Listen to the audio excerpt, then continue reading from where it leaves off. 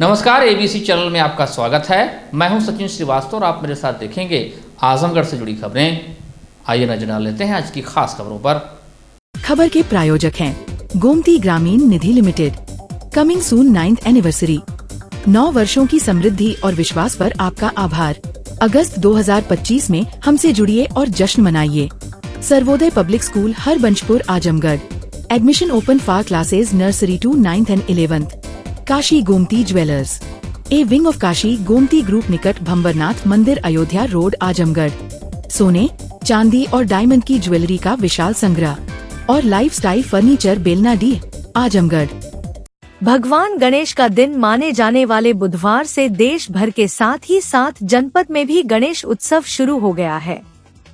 मान्यता है कि भाद्रपद माह के शुक्ल पक्ष की चतुर्थी तिथि पर विघ्नहर्ता और मंगल मूर्ति भगवान गणेश का जन्म हुआ था। इसी कारण से सभी चतुर्थी में इसका विशेष स्थान है। आज से घर घर और बड़े बड़े पंडालों में गणेश प्रतिमाएं स्थापित करके उनकी विधिवत पूजा अर्चना शुरू हो गई। कहते हैं गणेश चतुर्थी से लेकर अनंत चतुर्दशी तक भगवान गणेश अपने भक्तों के बीच रहते हैं और उन्हें अपनी पूजा उपासना का अवसर देते हैं। महापर्व की इस अवधि में गणेश भगवान की पूजा करने से हर संकट दूर हो जाता है और श्रद्धालुओं को मनचाहा वरदान भी प्राप्त होता है। गौरतलब है कि चतुर्थी तिथि के दिन चंद्रमा, जिसके मस्तक का ताज बनकर पूरे विश्व को शीतलता प्रदान करता है, उस अग्रपूज्य देव भगवान गणेश की आराधना के लिए ही भक्त बड़ा गणेश मंदिर में हाजिरी लगा रहे हैं। 3 सिद्ध गणेश पीठों में अपना स्थान रखने वाले इस बड़ा गणेश मंदिर में लोगों ने बुधवार को विधि विधान पूर्वक गणेश जी पूजा अर्चना की। सुखद संयोग है, लाल बाग के राजा की ही तरह यहाँ भी स्थापित गणेश जी के साथ लाल शब्द ही जुड़ा हुआ है। बड़ा गणेश मंदिर लालडिग्गी बांध पर ही स्थित है। पर्व को लेकर मंदिर में लगातार गणपति के दर्शन पूजन के लिए लोग आते रहे। तमाम श्रद्धालु बाहरी जनपदों से भी यहां आए। देवताओं ने, खास करके अगस्त्य मुनि ने आग्रह पूर्वक भगवान से उसे कार्तिकेय जी को मांगा और कार्तिकेय जी को इसलिए ले गए कि उस समय राक्षसों का बड़ा आतंक था।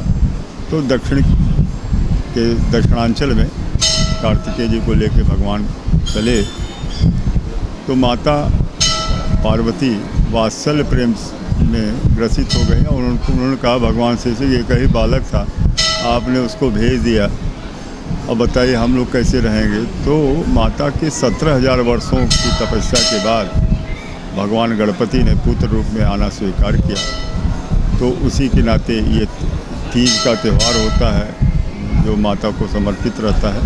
और फिर ये जो चौथ पड़ती है उसी दिन भगवान का प्राकट्य दिवस रहता है। तो भगवान एक लोक कथा में माता ने अपने मैल से एक मट्टी का पुतला बनाया और उसके माध्यम से भगवान का अवतरण हुआ।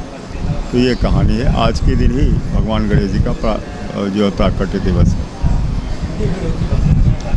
लगभग नगर के सारे लोग आते ही हैं, बाहर से भी जो जानते हैं गणेश मंदिर को, गणेश जी को आते ही हैं।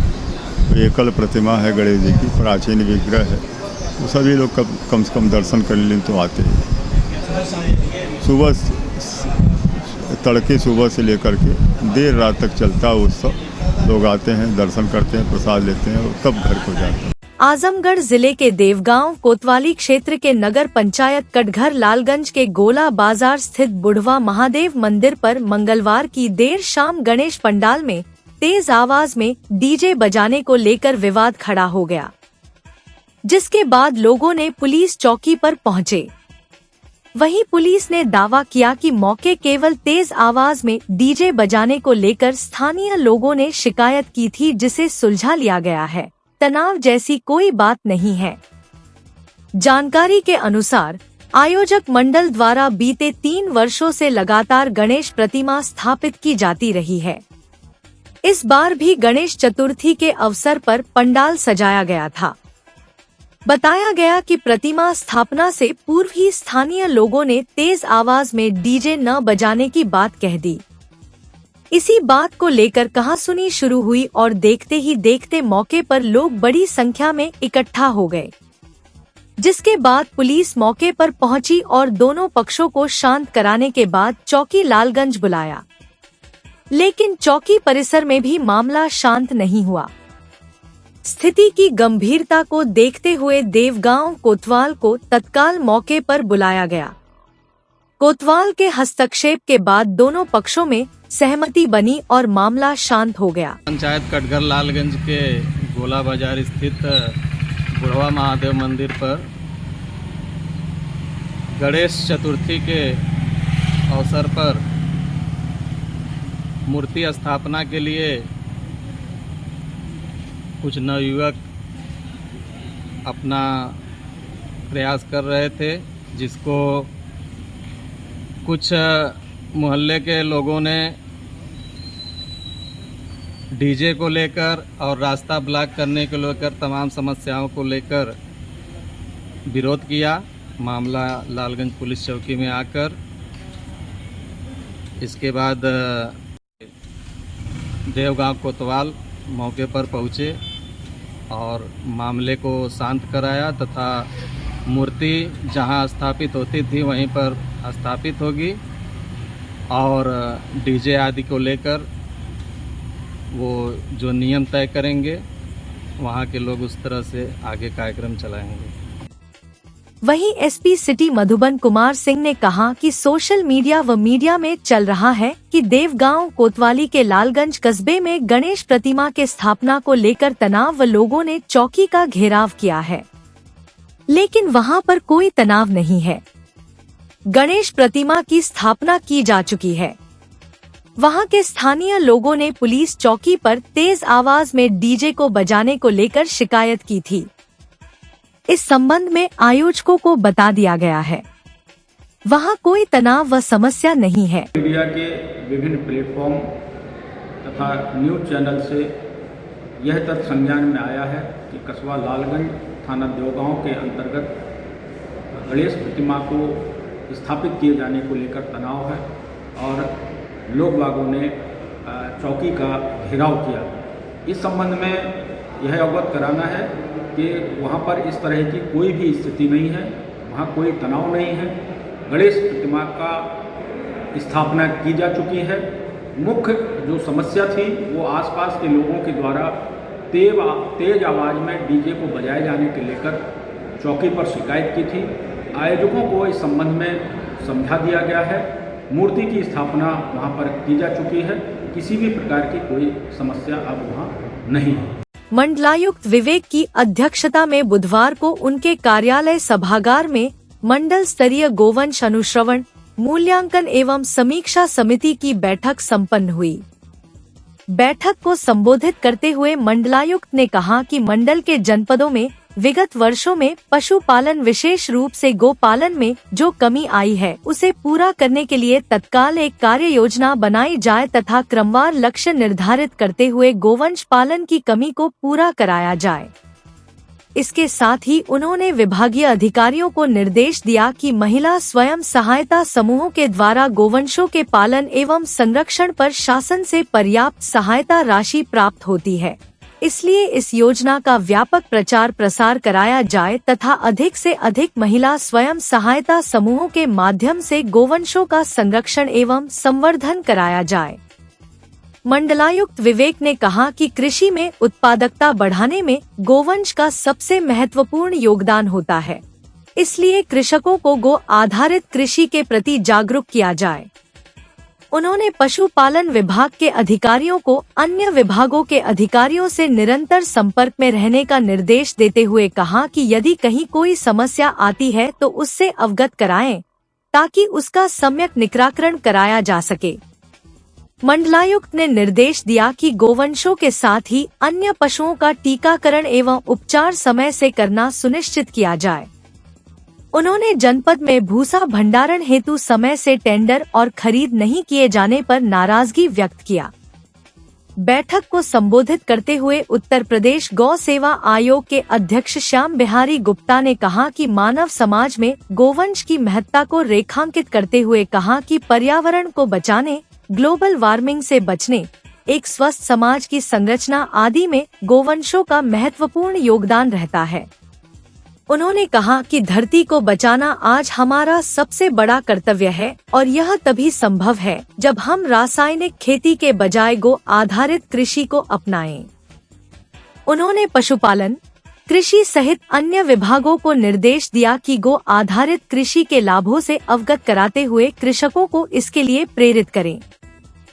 गो सेवा आयोग के अध्यक्ष श्री गुप्ता ने सरकार द्वारा संचालित जीवामृत योजना की चर्चा के दौरान कहा कि गोवंशों के मूत्र और गोबर को सुरक्षित एकत्र करने के लिए इस योजना के तहत पक्का कैटल शेड का निर्माण कराया जा रहा है। श्री गुप्ता ने गो आश्रय स्थलों में संरक्षित गोवंशों को हरा चारा उपलब्ध कराने के संबंध में कई हरे चारे की प्रजातियों का उल्लेख करते हुए कहा कि पशुचर की भूमि पर इन चारों की बुवाई कर आसानी से पौष्टिक हरा चारा प्राप्त किया जा सकता है। उन्होंने कहा कि बायोगैस लगवाकर गौशालाओं और गो आश्रय स्थलों से गोबर प्राप्त कर इस सदुपयोग किया जाए। उन्होंने गौ आधारित कृषि पर जोर देते हुए कहा कि इससे भूमि को संरक्षण मिलता है, उर्वरा शक्ति भी बढ़ती है तथा प्रदूषण भी नियंत्रित रहता है। उन्होंने कहा कि यदि किसान प्राकृतिक गौ आधारित कृषि को अपनाता है तो गोवंशों के निराश्रित होने की संभावना भी स्वतः समाप्त हो जाएगी। गो सेवा आयोग के अध्यक्ष श्री गुप्ता ने कहा कि हमारे देश की अर्थव्यवस्था का आधार गाय, गांव और किसान है, इसलिए इस पर पूरी गंभीरता से विचार करते हुए गो आधारित प्राकृतिक खेती की जाए तथा गोवंशों के प्रति पूरी संवेदना रखी जाए। श्री गुप्ता ने मंडल के जनपदों में स्थापित गो आश्रय स्थलों, भूसा भंडारण, हरे चारे की व्यवस्था, पशुचर की उपलब्ध भूमि, अतिक्रमण मुक्त कराई गई भूमि, अतिक्रमित भूमि को मुक्त कराने की अद्यतन प्रगति, कुल गोवंशों की तहसीलवार सूचना, गो आश्रय स्थलों में उपलब्ध सुविधाओं आदि का विस्तृत विवरण उपलब्ध कराए जाने हेतु संबंधित विभागों को निर्देश दिया। डीआईजी सुनील कुमार सिंह ने बताया कि मंडल के तीनों जनपदों में गोवंशों की हत्या रोकने एवं गो तस्करी रोकने की प्रभावी कार्यवाही की जा रही है। उन्होंने बताया कि तीनों जनपद में इस वर्ष 86 मुकदमे दर्ज किए गए हैं, 46 मुलजिमों को जेल भेजा जा चुका है। उन्होंने यह भी बताया कि गो हत्यारों एवं गो तस्करों के विरुद्ध गुंडा एक्ट, गैंगस्टर एक्ट आदि की कार्यवाही के साथ संपत्ति जब्त किए जाने की कार्यवाही भी गई है। उन्होंने कहा कि इसके प्रति प्रभावी कार्यवाही की गई है। इससे पूर्व जिलाधिकारी रविंद्र कुमार ने जनपद में स्थापित गोआश्रय स्थलों में संरक्षित गोवंशों हेतु की गई व्यवस्थाओं, वृक्षारोपण कार्यक्रम, पशुचर भूमि पर हरे चारे की बुवाई आदि के संबंध में जानकारी दी। बैठक को उत्तर प्रदेश गो सेवा आयोग के उपाध्यक्ष महेश कुमार शुक्ल व जसवंत सिंह उर्फ अतुल सिंह, सदस्यगण राजेश सिंह सेंगर, दीपक गोयल एवं रमाकांत उपाध्याय ने भी संबोधित किया। इस अवसर पर जिलाधिकारी रविंद्र कुमार, पुलिस अधीक्षक हेमराज मीणा, अपर निदेशक पशुपालन डॉक्टर नीरज कुमार गौतम, मुख्य पशु चिकित्सा अधिकारी आजमगढ़ मुकेश गुप्ता, मुख्य पशु चिकित्सा अधिकारी बलिया डॉक्टर सुशील कुमार मिश्र, मुख्य पशु चिकित्सा अधिकारी मऊ डॉक्टर रामबचन चौरसिया सहित अन्य विभागों के अधिकारी उपस्थित थे। बुधवार को मुख्यमंत्री योगी आदित्यनाथ ने राजधानी लखनऊ में उत्तर प्रदेश अधीनस्थ सेवा चयन आयोग द्वारा भर्ती प्रक्रिया के अंतर्गत 2425 मुख्य सेविकाओं और 13 फार्मासिस्टों को समारोह पूर्वक नियुक्ति पत्र वितरित किया। इसका सजीव प्रसारण आजमगढ़ जिले के हरिऔध कला केंद्र में किया गया। आजमगढ़ में आयोजित कार्यक्रम में विधान परिषद सदस्य विजय बहादुर पाठक मुख्य अतिथि के रूप में उपस्थित रहे। आजमगढ़ में 100 मुख्य सेविकाओं को नियुक्ति पत्र दिया गया, जबकि एक नियुक्ति पत्र मुख्यमंत्री योगी आदित्यनाथ ने लखनऊ में दिया। विधान परिषद सदस्य ने जनपद की नव चयनित समस्त मुख्य सेविकाओं को बधाई एवं शुभकामनाएं दी। उन्होंने कहा कि इस भर्ती में अयोध्या के बाद आजमगढ़ में सर्वाधिक मुख्य सेविकाओं का चयन हुआ है। यह आजमगढ़ के लिए गर्व का विषय है। उन्होंने कहा कि मुख्यमंत्री ने आजमगढ़ का स्वरूप ही बदल दिया है। आजमगढ़ के लोग आज हर क्षेत्र में अपना नाम कमा रहे हैं। उन्होंने कहा कि प्रधानमंत्री का नारी सशक्तिकरण पर जोर है। राजनैतिक क्षेत्र में महिलाओं की भागीदारी बढ़े, इसलिए लोकसभा में उनके लिए 30% आरक्षण का प्राविधान किया जा रहा है। उन्होंने कहा कि जब एक नारी सशक्त होती है तो एक परिवार सशक्त होता है। उन्होंने कहा कि हमारी सरकार पूरी निष्पक्ष एवं पारदर्शी तरीके से समस्त भर्तियां करा रही है। विधान परिषद सदस्य ने कहा कि मुख्य सेविकाओं को आंगनवाड़ी कार्यकर्तियों के साथ समन्वय बनाना है और अपने काम का अनुश्रवण करते हुए सरकार की मंशा के अनुसार कार्य करना है। उन्होंने कहा कि शासन की मंशा है कि प्री प्राइमरी स्कूल के बच्चों को आंगनवाड़ी केंद्र के बच्चों को शिक्षित किया जाए। इसके लिए शासन स्तर से प्रदेश में कुल 5000 विद्यालय चिन्हित किए गए हैं। उन्होंने कहा कि आने वाले समय में नई तकनीक के माध्यम से आपको सशक्त करते हुए एक अच्छी व्यवस्था आंगनवाड़ी केंद्रों की स्थापित करेंगे। इसके साथ ही विधान परिषद सदस्य द्वारा ड्राई राशन वितरण कार्यक्रम, हॉट कुक्ड योजना, प्रधानमंत्री मातृत्व वंदना योजना, कुपोषण बच्चों का चिन्हांकन, ग्रामीण स्वास्थ्य पोषण दिवस के बारे में भी विस्तार से बताया। समारोह के दौरान नियुक्ति पत्र पाकर नव चयनित मुख्य सेविकाओं के चेहरे खुशी से खिल उठे।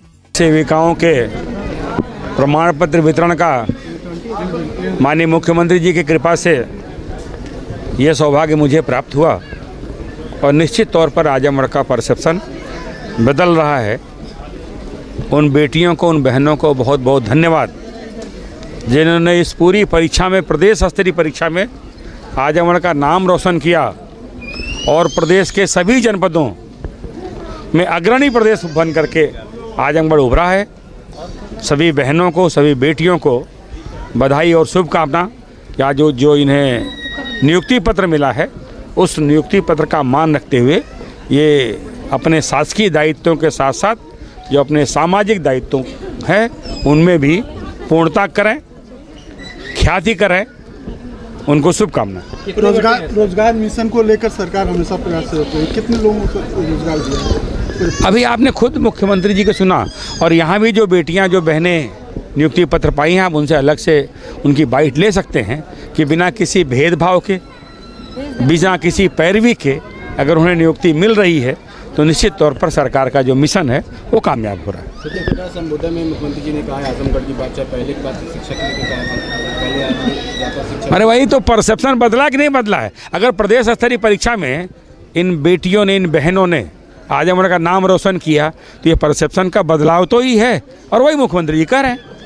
9 सूत्री लंबित मांगों पर हीला हवाली होते देख बुधवार को दी डिस्ट्रिक्ट बार एसोसिएशन आजमगढ़ के सब्र का बांध टूट गया और पूर्व निर्धारित कार्यक्रम के अनुसार पूरे कचहरी परिसर में नारेबाजी और चक्रमण किया और लामबंद होकर कलेक्ट्रेट परिसर में स्थित अशोक स्तंभ के समक्ष अनिश्चितकालीन धरने पर बैठ गए।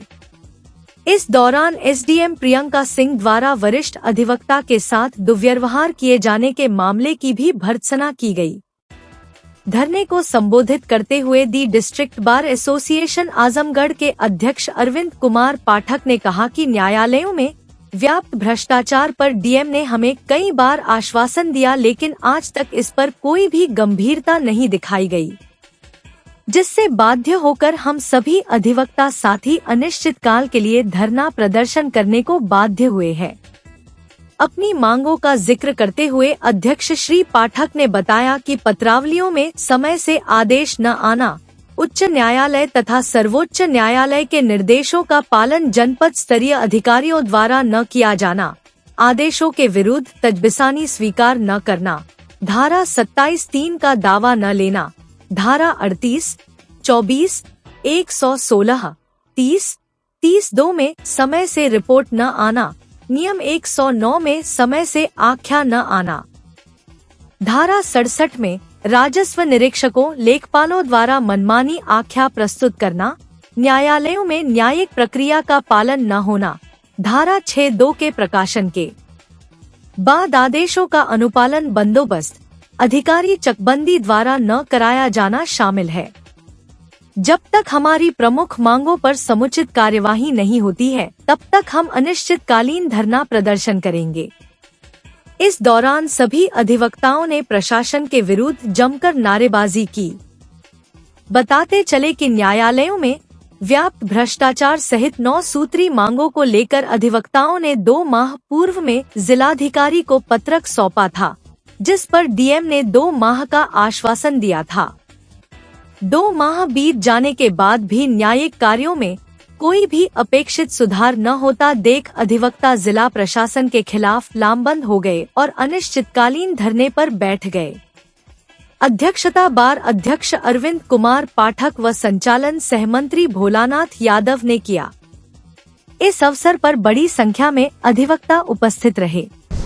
आज का जो विरोध प्रदर्शन हमारा था वो 9 सूत्री मांगों को लेकर था। 9 सूत्री मांगे जो हमारी थी वो टोटल जनता से यानी वादकारी से लगी हुई मांगे थी, जो हम यहाँ से क्या आज़ादी के बाद से ही जब से वकालत कर रहे हैं वादकारी के हित की बात करते हैं और वादकारी के हितों के लिए लड़ते हैं।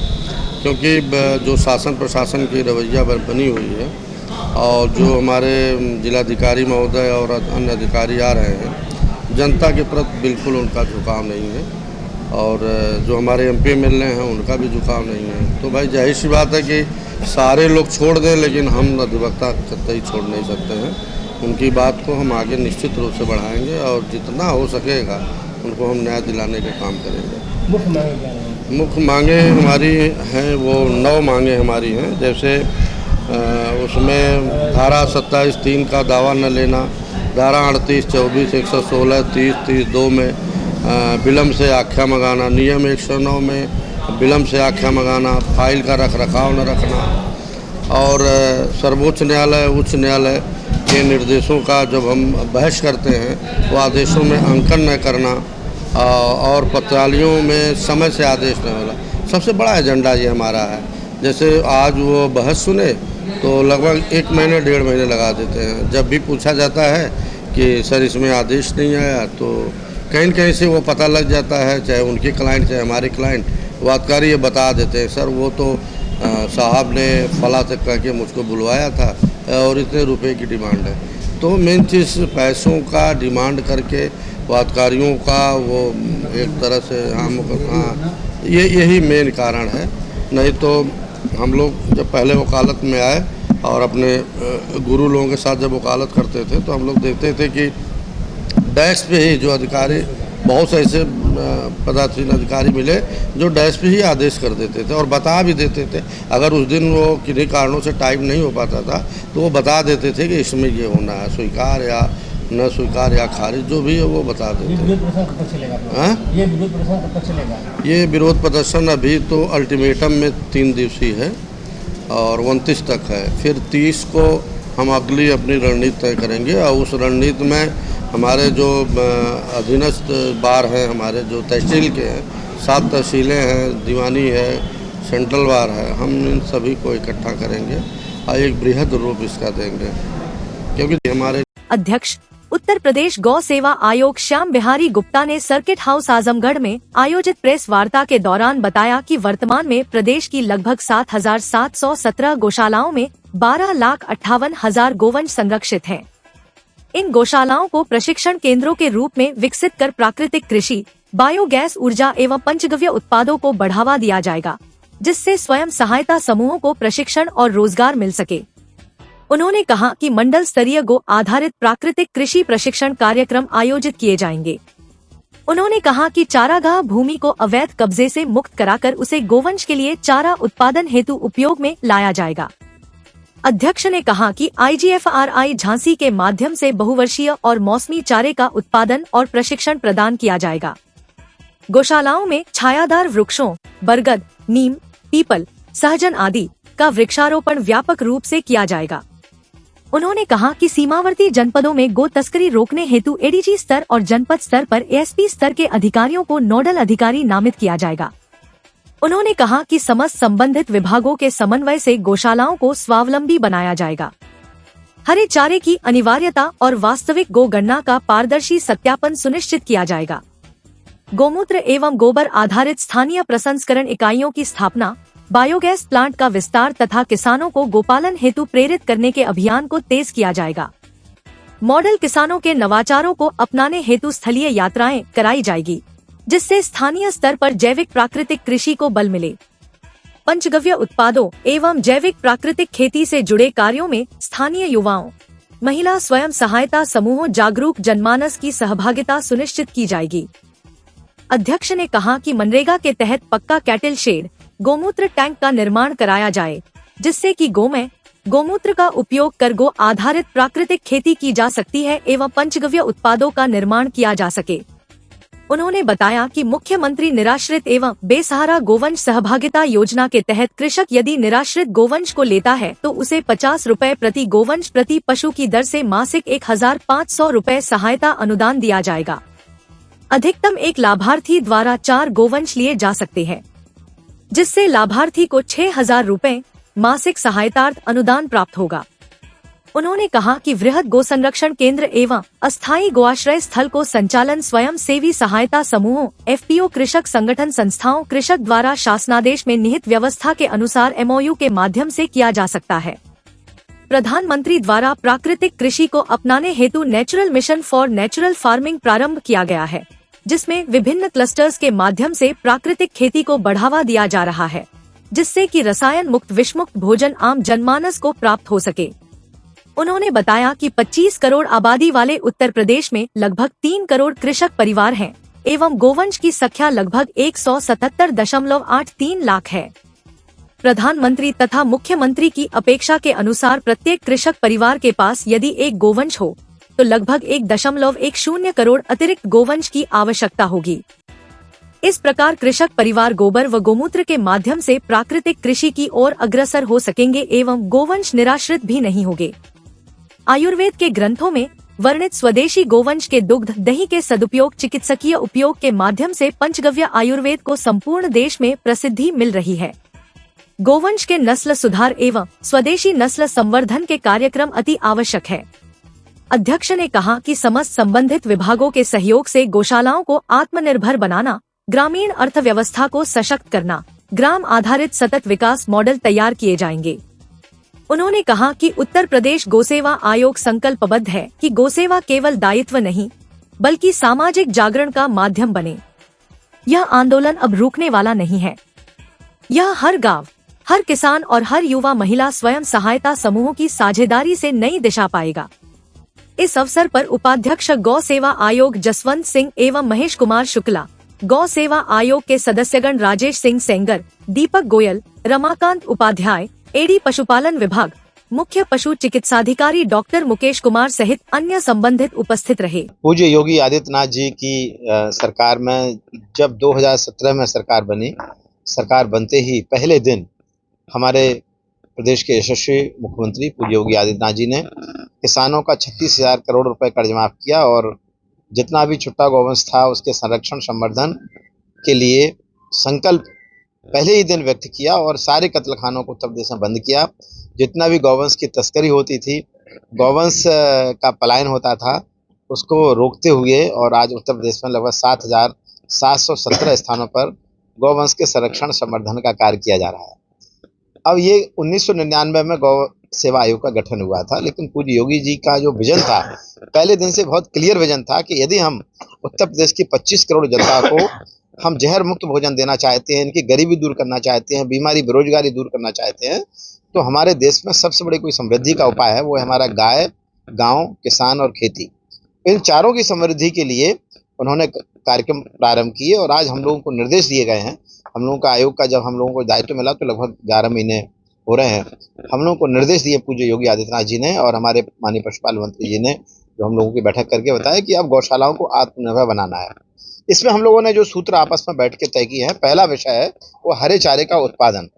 मतलब हरे चारे का उत्पादन पूरे प्रदेश में इतना करना है कि 10 एकड़ पर हम 200 गायों का भरण पोषण करेंगे और हर गाय को कम से कम 5 किलो से 10 किलो हरा चारा उपलब्ध हो। तो हरा चारे के बाद जो है, जो हमारी गौशाला हैं, इनको हम गौमूत्र गोबर आधारित प्राकृतिक खेती का प्रशिक्षण केंद्र के रूप में बदलना है। और एक सौभाग्य की बात है कि पूज्य हमारे देश के माननीय प्रधानमंत्री जी के नेतृत्व में एक national mission for natural farming चालू हुआ है, जिसका आधार ही है किसान के पास में कम से कम एक गाय हो और उसके गाय के या बैल के मूत्र और गोबर से प्राकृतिक खेती हो। एक दिन में 5 से 10 किलो गोबर और 5 से 10 किलो गोबर 5 लीटर गौमूत्र मिलता है। और उसमें जो गौमूत्र गोबर है उससे जीवामृत बना के जो 3 दिन में बन के तैयार हो जाता है, उसको खेतों में ले जाना है। जब हम खेतों में ले जाएंगे तो जो हमारे यहाँ कहा गया है गो में बसते लक्ष्मी, गोबर में लक्ष्मी का वास है, तो आपको जो जीवामृत जो बनता है जिसमें 10 किलो गोबर, 5 लीटर गौमूत्र, 1 किलो गुड़, 1 किलो बेसन, 200 ग्राम मिट्टी, 200 लीटर पानी, 6 चीज़ों को मिला दीजिए, 3 दिन में बनके तैयार, खेत में ले जाइए। फिर आपको धीरे धीरे करके केमिकल की आवश्यकता नहीं रहेगी। यानी आने वाले 2047 में जब विकसित भारत का विजन हमारे माननीय प्रधानमंत्री जी ने दिया है और माननीय मुख्यमंत्री जी ने कहा है कि $1 ट्रिलियन की इकोनॉमी उत्तर प्रदेश की खड़ी करनी है, इसमें सबसे बड़ा रोल होने वाला है। उत्तर प्रदेश में वर्तमान में 1 करोड़ 90 लाख गौवंश है, उसका हम 1-1 ग्राम गौमूत्र, 1-1 ग्राम गोबर का उपयोग, हरे चारे का प्रबंधन, गौमूत्र संग्रह, बायोगैस संयंत्र और पंचगव्य उत्पादों के माध्यम से इस उत्तर प्रदेश में गरीबी, बीमारी, बेरोजगारी को दूर करने का काम माननीय योगी जी की सरकार में किया जा रहा है। हम सब लोग आयोग के लोगों ने अभी ये हमारी 11वीं हम लोगों की मंडली समीक्षा बैठक है। इसके पहले हमारे और अन्य मंडलों की समीक्षा बैठकें हो चुकी हैं। आज के बाद कल हम लोगों की जिला समीक्षा बैठक अयोध्या में है, वहाँ मंडली समीक्षा बैठक पहले से हो चुकी है और हम लोग उसी अभियान में लगे हैं जो हम लोगों को माननीय पूज्य मुख्यमंत्री योगी आदित्यनाथ ने निर्देश दिए हैं। हम लोग यहाँ आज आजमगढ़ में हैं, यहाँ के आजमगढ़ के तीनों जिले के अधिकारी आज उपस्थित रहेंगे। यहाँ जो गौशालाएँ चल रही हैं उनका हम लोग समीक्षा करेंगे, कितनी गौशाला हैं जहाँ पर हरे चारे का प्रबंधन है, कितना छोटा गौवंश और रोड पर है, उसको हम कैसे गौशालाओं में ले जा सकते हैं। और अभियान है कि हर किसान के खूंटे पर कम से कम 2 गाय। उत्तर प्रदेश में 25 करोड़ आबादी है, किसानों की संख्या 2 करोड़ 86 लाख किसान हैं जिनके खाते में किसान सम्मान निधि जाती है। अब जिनके पास किसान सम्मान निधि जा रही है वो सब किसान हैं, तो उनके पास में कम से कम यदि 1 गाय होती है तो हमको 2 करोड़ 86 लाख गाय चाहिए, जबकि इस समय उत्तर प्रदेश में गौवंश की संख्या मात्र 1 करोड़ 90 लाख है। यानी हमें 1 करोड़ गौवंश और चाहिए जब हमारे हर किसान की खूंटे पर कम से कम 1 गाय होगी। लेकिन जब 1 गाय जब किसान रखता है तो 1 नहीं रखता है, 2 गाय रखता है, तो हमें अपने गायों के मूत्र और गोबर गाय किसानों के पलवाना, किसान के खूंटे पर गाय हो और वो अपने बच्चों को जहर मुक्त भोजन दे, केमिकल फ्री भोजन दे। क्योंकि आज बढ़ता हुआ केमिकल्स के कारण जो समस्या आ रही है, एक DAP की बोरी 3,771 रुपये 65 पैसे की आती है, किसानों को 1,350 रुपये की मिलती है। 2,421 रुपये 65 पैसा ये फर्टिलाइजर कंपनियों को सब्सिडी जा रही है और पूरे देश के जो टोटल केमिकल फर्टिलाइजर की सब्सिडी है वो है 2 लाख करोड़ और किसानों का पैसा खर्च हो रहा है लगभग 5 लाख करोड़ रुपए DAP, यूरिया, खरपतवार नाशक, कीटनाशकों में, और 5 लाख करोड़ रुपए हमारी बीमारियों पर खर्च हो रहा है। इस सब को कोई बचा सकता है, बचा सकती है गाय। गाय के संरक्षण के लिए पूरे पूज्य योगी आदित्यनाथ जी की प्रतिबद्धता है। पहले 2017 के पहले कसाईयों को देख के गाय कांपती थी, आज पूज्य योगी जी की सरकार में गाय को देख के कसाई कांपता है। बुधवार को जिला पंचायत के ठेकेदारों ने जिलाधिकारी को ज्ञापन सौंप अपर मुख्य अधिकारी जिला पंचायत पर कई गंभीर आरोप लगाए। ठेकेदारों ने बताया कि जिला पंचायत आजमगढ़ में 352 परियोजनाओं हेतु ई टेंडर पोर्टल पर निविदाएं आमंत्रित की गई हैं। उक्त निविदाओं हेतु निर्धारित नियम व शर्तें न केवल उत्तर प्रदेश सरकार की ई टेंडरिंग पॉलिसी की स्वस्थ प्रतिस्पर्धा की मूल भावना के विपरीत है, साथ ही निविदादाताओं के शोषण का माध्यम भी बन गई है। जबकि सरकारी विभागों की परियोजनाओं में निष्पक्ष, खुली, पारदर्शी एवं प्रतिस्पर्धात्मक निविदाएं प्राप्त करने हेतु वर्ष 2017 से ई टेंडरिंग की व्यवस्था लागू की गई, ताकि निविदा प्रक्रिया में अधिक से अधिक निविदादाता भाग ले सकें और संस्था को प्रतिस्पर्धात्मक एवं औचित्यपूर्ण दरें प्राप्त हो सकें। जिला पंचायत आजमगढ़ द्वारा आमंत्रित निविदा की नियम व शर्तों में 10% धरोहर धनराशि जमा करना अनिवार्य किया गया है, जो कि वित्तीय नियमों के विपरीत है। ऐसे में बहुत कम निविदादाताओं द्वारा निविदा प्रक्रिया में भाग लेने से न केवल संस्था का हित प्रभावित होगा, अपितु प्रतिस्पर्धा को सीमित कर अनुबंधों में सांठ-गांठ की संभावना में भी बढ़ोतरी होगी। उनका कहना था कि अर्नेस्ट मनी के रूप में 2% धनराशि प्राप्त की जाए, जिससे अधिक से अधिक प्रतिभागी निविदा प्रक्रिया में भाग ले सके। उन्होंने बताया कि अपर मुख्य अधिकारी जिला पंचायत आजमगढ़ द्वारा 351 निर्माण परियोजनाओं हेतु ई टेंडर पोर्टल पर निविदाएं आमंत्रित की गई हैं। उक्त निविदाओं में BOQ 1 जाप करके अपलोड किया गया है, जबकि BOQ में किसी भी सामग्री का मात्रा व रेट अंकित नहीं है, जिससे ठेकेदारों में असमंजस बना हुआ है कि किस दर से हम लोगों द्वारा निविदा में प्रतिभाग किया जाए।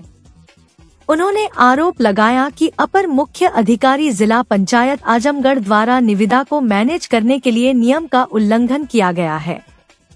अधिक से अधिक निविदादाताओं को बाहर कर अपने मनोकूल ठेकेदारों को कार्य देने की दुर्भावनापूर्ण पक्षपातपूर्ण शर्तों को उन्हें हटाना होगा। हम सारे साथी लोग जिला पंचायत आजमगढ़ के रजिस्टर्ड ठेकेदार हैं और हम जिला पंचायत में लगभग 20 वर्षों से ठेकेदारी का कार्य करते हैं। हमारी रोजी रोटी का जरिया वही है और जिला पंचायत में विगत 6 माह से लगभग जनवरी प्रथम सप्ताह से निविदाएँ आमंत्रित की जा रही हैं और जब ठेकेदारों द्वारा निविदा में जैसी कि शासन की मंशा है कि अधिक से अधिक ठेकेदार प्रतिभाग करें और प्रतिस्पर्धा हो, इसीलिए शासन ने 2017 में ई-निविदा की व्यवस्था की, जिससे कहीं भी किसी ठेकेदार को रोका न जा सके। ठेकेदार स्वतंत्र रूप से जिले के प्रदेश में कहीं बैठ के या प्रदेश के बाहर अपने निविदा को आमंत्रित कर सके पोर्टल पे। लेकिन हमारे यहाँ एक वर्तमान में प्रमुख अधिकारी आए जिन्होंने ठेकेदारों के खिलाफ जो मॉड्यूल शर्तें होती हैं जिला पंचायत की, उसको ही परिवर्तन, पहले उन्होंने जो निविदा उनके आने से पहले पूर्व आमंत्रित थी, उसको टेक्निकल इशू से एक गलत डोगर लगा के उनके द्वारा निविदा को निरस्त करा गया कि हम अपनी मंशा को पूरी कर सके और अपने मोनोकुल ठेकेदारों को जो हमारे संबंधित है, जो हमारी शर्तों को माने और मतलब कि निविदा को मैनेज करें और धनुगाही की जा सके, इस मंशा से उन्होंने निविदा को निरस्त कर दिया। और उसके बाद इन्होंने अपनी शर्तों को लगा के, जो कि शासन के या जो पंचायती एक्ट के अनुसार जो भी शर्तें और नियम हैं उसको न मानते हुए और पुरानी शर्तों को, क्या पुरानी शर्तें पंचायती एक्ट के खिलाफ थी, जिसको हटाकर उन्होंने नई शर्तों को डालने का कार्य किया।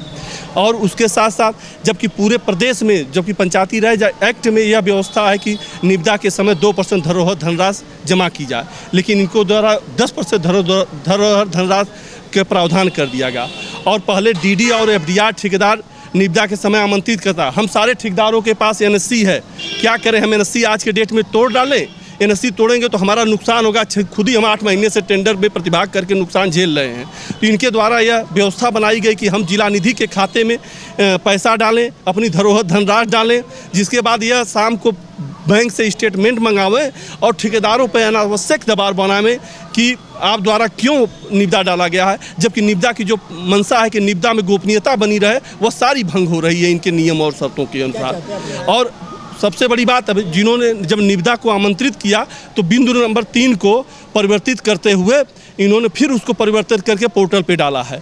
इन्होंने डिफेक्ट लायबिलिटी को 2 साल कर दिया, जबकि शर्तों में यह है कि 6 माह या वर्षा ऋतु जो बाद में पड़े तब धरोहर धनराशि हुआ।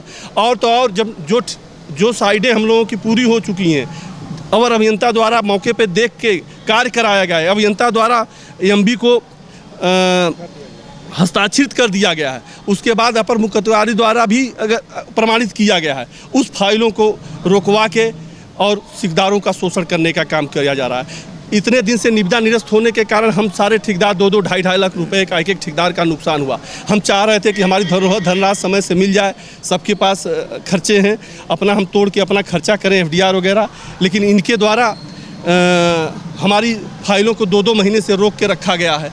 जो ठेकेदार इनके मनमाफिक नहीं है उनका रोक ले रहे हैं, जो इनके शर्तों को मानने वाले हैं उनका भुगतान कर दे रहे हैं, उनकी धरोहर धनराशि वापस कर दे रहे हैं। उसके बाद इन्होंने निविदा में बिल ऑफ क्वांटिटी को, निविदा को कहीं कहीं प्रभावित करने के लिए बिल ऑफ क्वांटिटी को 1 जाप करके, जैसे कि निविदा अगर किसी टेंडर का मूल्य या टेंडर धनराशि 8 लाख रुपए है तो इन्होंने निविदा की बिल ऑफ क्वांटिटी में 1 जाप करके, जबकि उसमें मटेरियल का रेट और मात्रा दोनों रहती है तो ठेकेदार उसके अनुसार निविदा दर बिलो लोएस्ट या एबव डालने का कार्य करते हैं, लेकिन इनके द्वारा केवल 1 जाप किया गया। उसके बाद इन्होंने कहा, उसमें अपने शर्तों में प्रावधान किया गया है कि बिल ऑफ क्वांटिटी अध्यक्ष के आदेशानुसार घटाई बढ़ाई जा सकती है। तो जो इनके मनमाफिक ठेकेदार होगा उसकी तो बिल ऑफ क्वांटिटी धनराशि घटा बढ़ा देंगे, लेकिन जो ठेकेदार इनके मनमाफिक नहीं होगा उसका शोषण करने का कार्य इस अपर मुख्य अधिकारी द्वारा किया जाएगा।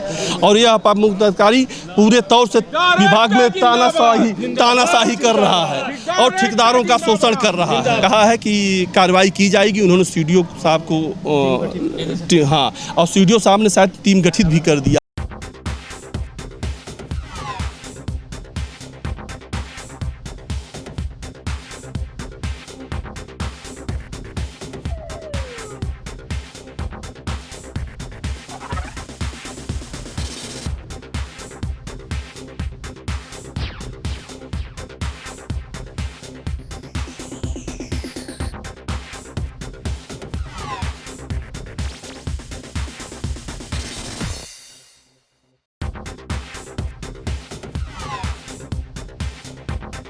Lifestyle furniture, Belnadih, Azamgarh.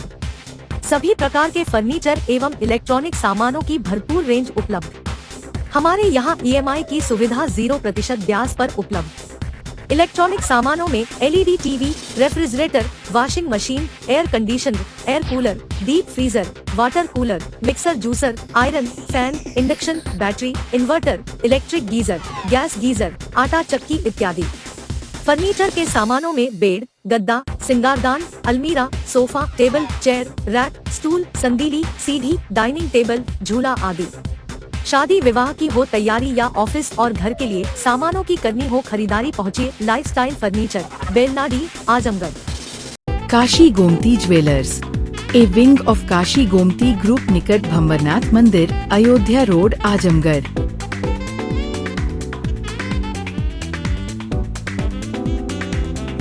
Gold, diamond और सिल्वर की ज्वेलरी का विशाल संग्रह।